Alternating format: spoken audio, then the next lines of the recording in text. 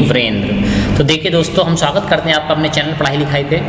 UP special GK series चल रही है हमारे चैनल पे, जिसमें हम जानेंगे कि उत्तर प्रदेश के 75 जिलों के बारे में पूरा जीके जो है जो एग्जाम्स में आता है उसको आपको क्लियर करेंगे। तो देखिए कि दोस्तों क्या है, जैसे कि हम देखते हैं बहुत सारे जिले हमने क्लियर कर भी लिए हैं, लखनऊ वगैरह हो गया है, ठीक है। तो अब देखते हैं नेक्स्ट जिले की तरफ मूव करते हैं। तो नेक्स्ट जिला जो है हमारा वो कौन सा है, तो नेक्स्ट जिला हमारा जो आता है इस कड़ी में, इसी सीरीज में जो नेक्स्ट जिला आता है उसको हम डिस्कस करने वाले हैं। तो चलिए दोस्तों अपने नेक्स्ट जिले की तरफ चलते हैं। तो नेक्स्ट जिला है हमारा मथुरा, ठीक है। नेक्स्ट जिला कौन सा है, मथुरा। तो पहले लोकेशन देख लेते हैं मथुरा जिले की। तो ये है मथुरा जिले की लोकेशन, ठीक है। ये जानिए, देखिए आगरा के आसपास है, आगरा के बगल में है, अलीगढ़ है इसके पास हाथरस है, आगरा है, ठीक है। इधर लग जाता है मथुरा से राजस्थान लग जाता है, इधर लग जाता है हरियाणा आपका। चलिए दोस्तों तो स्टार्ट करते हैं पहला क्वेश्चन। तो पहला क्वेश्चन में क्या कहा गया है, सूरदास का जन्म स्थल। तो सूरदास जी का जन्म कहाँ हुआ था, तो सूरदास जी का जन्म हुआ था मथुरा में। चलिए, कुषाण वंश के शासकों की दूसरी राजधानी, तो हमारे इतिहास के पन्नों से क्वेश्चन लिया गया है। जो कुषाण वंश थे, कुषाण शासक हुआ करते थे, उनकी दूसरी राजधानी कहाँ थी, तो उनकी दूसरी राजधानी मथुरा हुआ करती थी। श्वेतांबर जैनियों का मूल केंद्र, ठीक है। तो यानी श्वेतांबर जो जैनी हैं, जैन धर्म में दो तरह के पाए जाते हैं, ठीक है। उसमें होता है श्वेतांबर, एक होता है दिगंबर। तो श्वेतांबर वालों का जो मूल केंद्र है, यानी कि बहुत ही क्या कह सकते हैं, एक आस्था का केंद्र है, वो कौन सा है, तो ये है आपका मथुरा। चलिए दोस्तों नेक्स्ट पॉइंट की तरफ मूव करते हैं। सर्वास्तित्ववादी विचारधारा की जन्मस्थली, तो यानी ऐसी विचारधारा जो सभी के अस्तित्व में विचार करती है, तो इस विचारधारा की जन्मस्थली कहाँ पे है, तो ये है आपकी मथुरा में।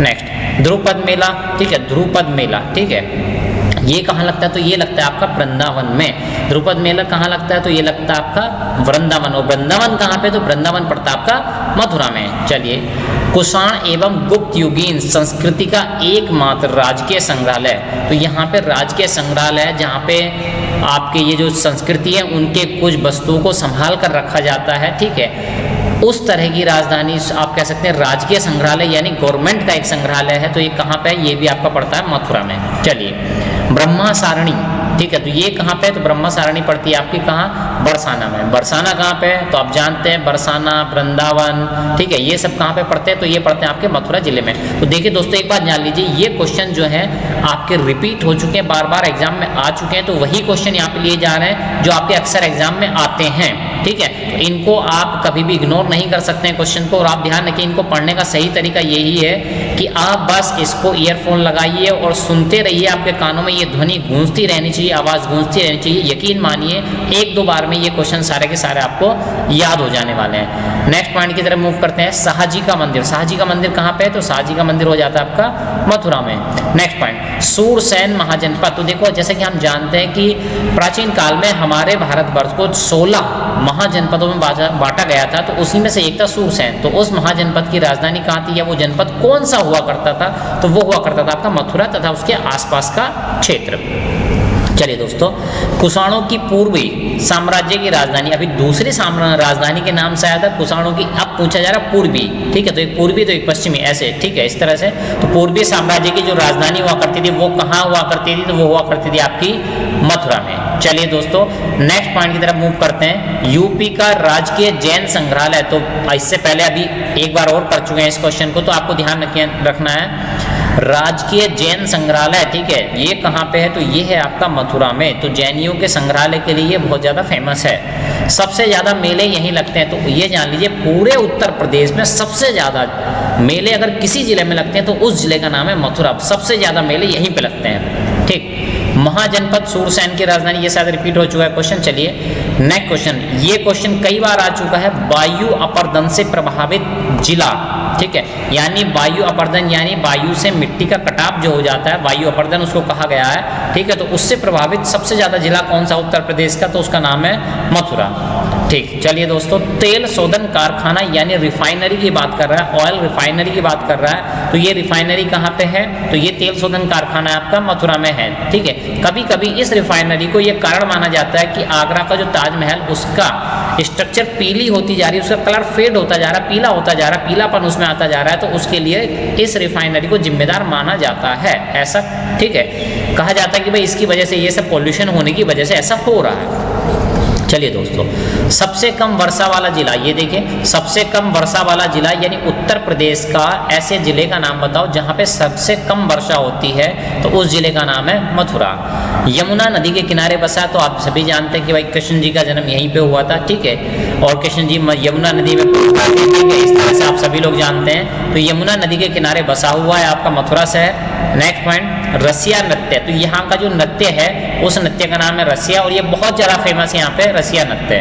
ध्यान रखना है, इस तरह से भी क्वेश्चन आते हैं कि रसिया नृत्य का संबंध निम्नलिखित से है, तो ये संबंध है आपका मथुरा से। नेक्स्ट पॉइंट, बरसाना, तो बरसाना पहले भी आ चुका है, तो ये फेमस है अपनी लठमार होली के लिए, यानी होली उत्सव पे यहाँ पे होली समारोह का, मिलन समारोह का, महोत्सव का आयोजन किया जाता है। तो यहाँ की लठमार होली जो बहुत ज़्यादा फेमस है, पूरे वर्ल्ड में फेमस है ये। चलिए दोस्तों अगला पॉइंट देखते हैं, मयूर संरक्षण केंद्र, मोर, मयूर यानी कि मोर संरक्षण केंद्र कहाँ पे, तो मयूर संरक्षण केंद्र पड़ता है आपका वृंदावन में, ठीक है, कहाँ पड़ता है, वृंदावन में। वृंदावन कहाँ पे है, तो ये मथुरा में।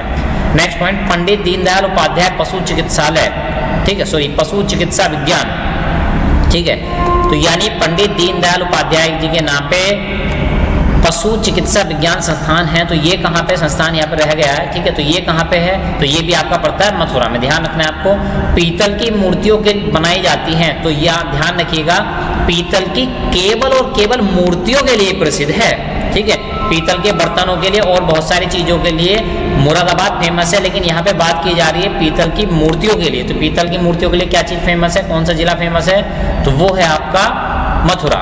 चलिए दोस्तों नेक्स्ट पॉइंट की तरफ चलते हैं, गोविंद देव मंदिर, गोविंद देव मंदिर ये कहाँ पे है, तो ये भी पड़ता है आपका वृंदावन में, और वृंदावन कहाँ पे है, ये मथुरा में है। नेक्स्ट पॉइंट, महावीर स्वामी के समय जैन धर्म के प्रमुख केंद्र, ठीक है, यानी महावीर स्वामी के समय जैन धर्म का, ठीक है, इसको सही कर लीजिएगा, जैन धर्म का प्रमुख केंद्र था, तो कौन था, मथुरा था। तो यानी आप जान लीजिए जैनियों का मथुरा जिले से बहुत अच्छा गहरा नाता रहा है।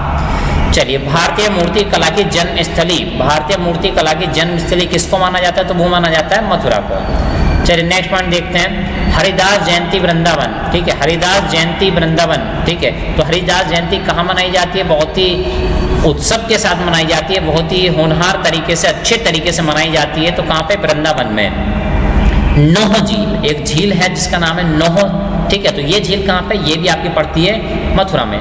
गीता शोध संस्थान की स्थापना कहाँ की गई थी, तो गीता शोध संस्थान की स्थापना की गई थी वृंदावन में। आपको ध्यान रखना है, गीता प्रेस नहीं बोला गया, गीता शोध संस्थान, तो गीता प्रेस जो है उसका मतलब संबंध कहाँ से है, तो वो संबंध आता है गोरखपुर से, ठीक है, लेकिन यहाँ पे क्या पूछा गया, गीता शोध संस्थान की स्थापना कहाँ की गई है, तो कहाँ की गई है, वृंदावन में। वृंदावन कहाँ पड़ता है, तो आपका मथुरा में पड़ता है, कहाँ पड़ता है, मथुरा में। चलिए, केंद्रीय बकरी अनुसंधान संस्थान, तो बकरी जो होती है गॉट, ठीक है, ये कहाँ पे है, तो ये भी आपका मथुरा में है।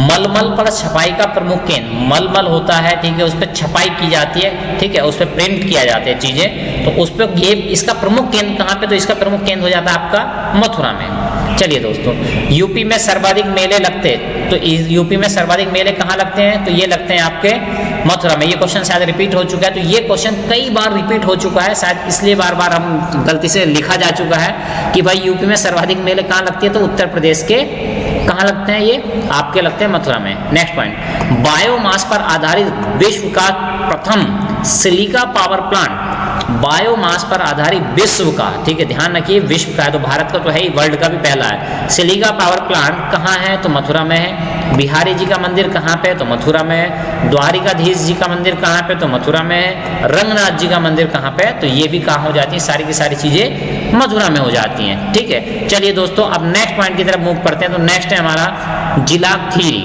कौन सा जिला है, खीरी।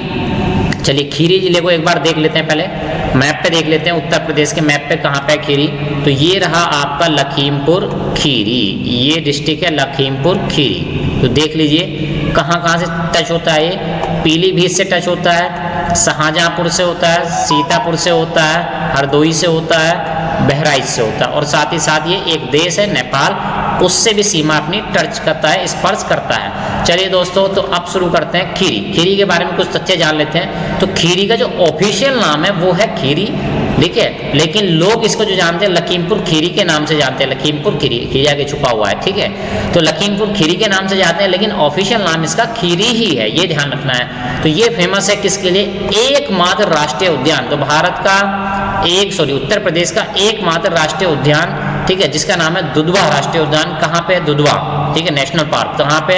लखीमपुर खीरी में, प्लस कुछ एरिया इसका पड़ता है पीलीभीत में। तो लखीमपुर खीरी फेमस है किसके लिए? ये फेमस है आपके राष्ट्रीय उद्यान के लिए, जिसका नाम है दुधवा नेशनल पार्क। चलिए नेक्स्ट पॉइंट जानते हैं, किशनपुर वन्यजीव विहार। तो किशनपुर वन्यजीव विहार कहाँ पड़ता है? किशनपुर वन्यजीव विहार पड़ता है आपका खीरी में, लखीमपुर खीरी में, ठीक है। थारू बहुत ज्यादा पाई जाती है। थारू क्या है? तो थारू एक जनजाति है, उत्तर प्रदेश में थारू जनजाति सर्वाधिक मात्रा में, सर्वाधिक जनसंख्या में पाई जाती है, और ये मुख्यतः तराई क्षेत्रों में पाई जाती है, और इन तराई क्षेत्रों में से एक जगह है लखीमपुर खीरी, तो वहां भी ये अत्यधिक पाई जाती है थारू जनजाति।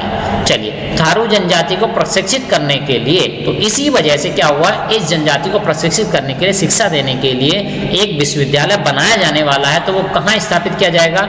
वो किया जाएगा स्थापित आपका लखीमपुर खीरी में। चलिए दोस्तों नेक्स्ट पॉइंट डिस्कस करते हैं, सर्वाधिक क्षेत्रफल वाला जिला, यानी उत्तर प्रदेश के उस जिले का नाम बताओ जिसका क्षेत्रफल सर्वाधिक है। सारे जिलों में सर्वाधिक क्षेत्रफल वाला जिला कौन सा है? तो वो है आपका लखीमपुर खीरी।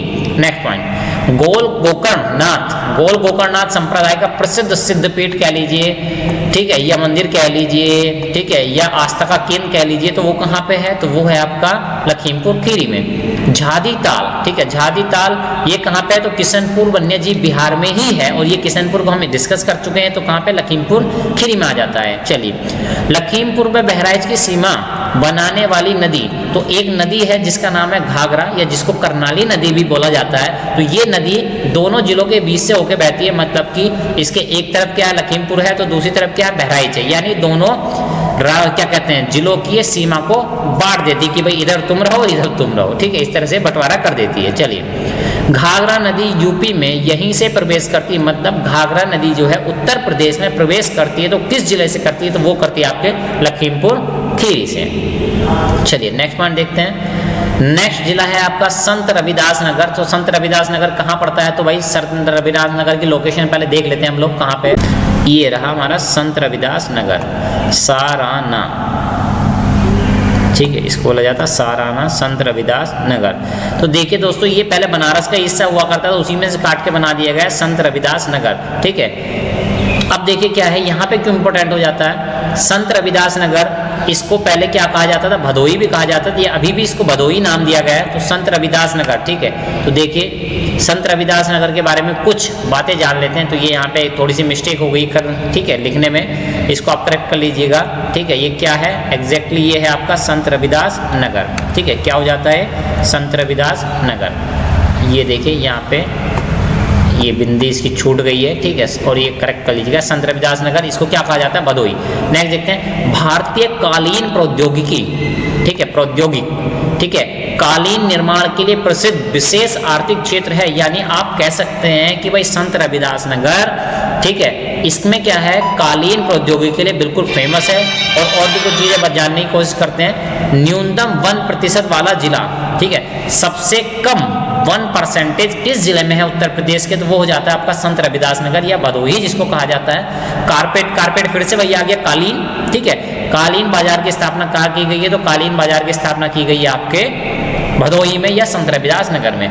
तो दोस्तों आज का टॉपिक कैसा लगा आपको? इंटरेस्टिंग लगा कि नहीं लगा, ये आप कमेंट बॉक्स में बता सकते हैं। तो इसी तरह के और भी इंटरेस्टिंग वीडियो देखने के लिए देखते रहिए हमारा चैनल पढ़ाई लिखाई with me brain. Thank you class.